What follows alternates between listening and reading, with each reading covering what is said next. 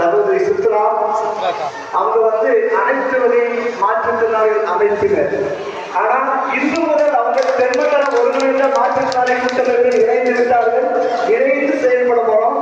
அவர்களை வாழ்த்தி நமது செயலாளர்களை சார்ந்து கொள்வார்கள்.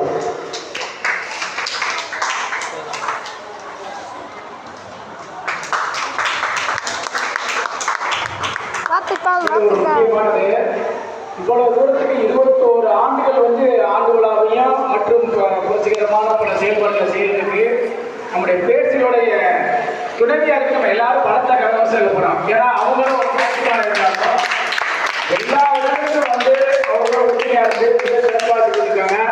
இன்னைக்கு உங்க முன்னாடி